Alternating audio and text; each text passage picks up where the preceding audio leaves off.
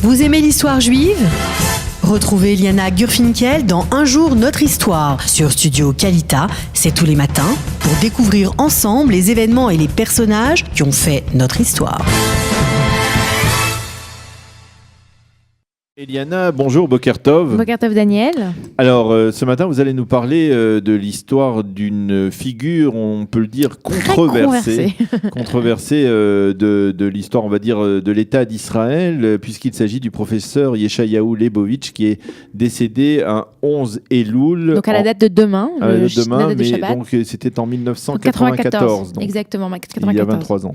Alors, Yeshayahu Leibovitch, c'est d'abord un homme qui est né à Riga, en Lettonie, en 1903, qui se trouve à l'époque dans l'Empire russe. Il va recevoir une éducation juive de ses parents. Il va débuter son parcours scientifique en 1919 à Berlin, où il va commencer des études de chimie et de philosophie, et où il va obtenir son doctorat en 1924. Son premier doctorat, on va dire. Voilà, puisqu'ensuite il va poursuivre des études de biochimie et de médecine à Bâle, où il recevra son second doctorat en 1934. Alors, Yeshayahu Leibovitch, il faut le rappeler. Vous savez combien il en avait ? Combien ? 7. C'est vrai ? Oula. Oui. Sans ça, je ne savais pas. Alors, les 7, ils étaient en quoi alors ? Philosophie, psychologie, d'autres. Je ne peux pas exactement vous dire les 7, mais il est connu qu'Yeshayahu Leibovitch avait apparemment 7 doctorats. Eh ben, bientôt chez nous, Daniel. Alors, Yeshayahu Leibovitch, il faut le rappeler que c'est d'abord le frère aîné de Nechama Leibovitch, dont j'espère on aura le plaisir d'en parler dans un prochain jour de notre histoire. C'est un génie. Un génie, c'est un des intellectuels les plus marquants de la société israélienne, et surtout il a été extrêmement controversé. Alors il émigre en Palestine, qui est sous mandat britannique, en 1934. Il va devenir professeur de chimie organique à l'université hébraïque de Jérusalem, et puis il va être aussi professeur de biochimie. Voilà, il va être promu à doyen de la chaire de chimie organique et de neurologie. Il va enseigner la biologie, la neuropsychologie, enfin bon, ce que vous l'avez dit plus tôt, jusqu'à sa retraite en 1973, il va toucher vraiment à tout. Et il va aussi assurer des cours d'études juives à l'université de Haïfa, où il va le faire en fait depuis son immigration en Palestine, en Eretz Israël en 1934, jusqu'à sa retraite, avec la seule pause, ce sera pendant la guerre d'indépendance en 1948, puisqu'il va être officier de la Haganah et il va s'arrêter. Mais on peut dire que Yeshayahu Leibovitch c'est vraiment distingué sur le plan politique par un positionnement extrêmement radical. On pourrait dire même qu'il contraste avec son personnage d'homme juif, de pratiquant, etc. Alors oui, donc il se décrit, il se définit comme orthodoxe, bien qu'il fait certaines choses que les orthodoxes ne comprennent pas. Par exemple, il avait l'habitude de dire qu'il n'aimait pas la fête de Purim, alors il profitait du fait d'habiter à Jérusalem pour partir de Jérusalem le 15 voilà. et être ailleurs le 14. Donc il était à Jérusalem le jour de Purim, et le jour de Shushan Purim, il quittait Jérusalem, comme ça il n'était pas obligé de faire cette fête. Donc il y avait ça. Ensuite, en 1982, quand il y a l'invasion du Liban au moment de la première guerre du Liban, il dit que certaines actions des soldats israéliens démontrent l'existence d'une mentalité judéo-nazie. Donc ça fait bien entendu un scandale.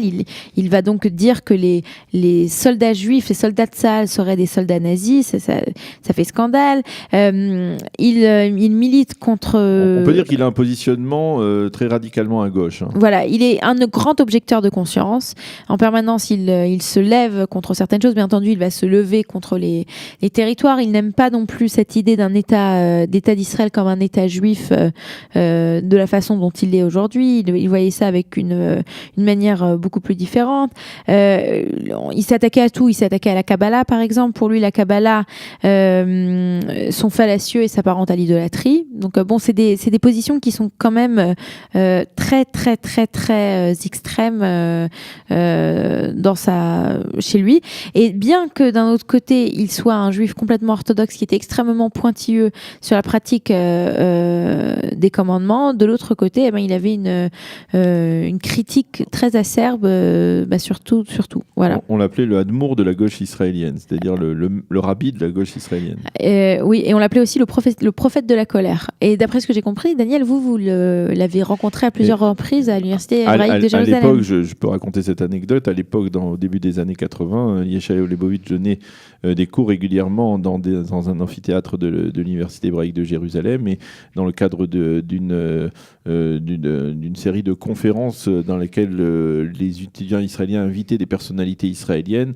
Lorsqu'il y avait des députés ou même des ministres israéliens, bien l'amphithéâtre est très, on va dire, très peu rempli, à moitié plein, et lorsque Leibowitz arrivait, il était bondé 1 heure avant le début de la séance, et effectivement il y avait beaucoup de gens qui étaient intéressés, passionnés par la personnalité de Yeshayahu Leibowitz. Et vous l'avez interviewé personnellement ? Et je l'ai interviewé une fois dans son appartement à la rue Ossijkin, mais je ne peux pas vous dire exactement le thème dont on avait parlé, si ce n'est que c'était une personnalité impressionnante de par ses connaissances. Par sa personnalité et ses connaissances. Et les livres, j'imagine, dans la maison. Immenses dans la maison. Eh ben, merci beaucoup, Daniel. Merci beaucoup, Eliana, oui, de nous avoir parlé. Non, merci de nous avoir partagé vos souvenirs. Et ben, Shabbat Shalom, Daniel. Voilà, Shabbat Shalom.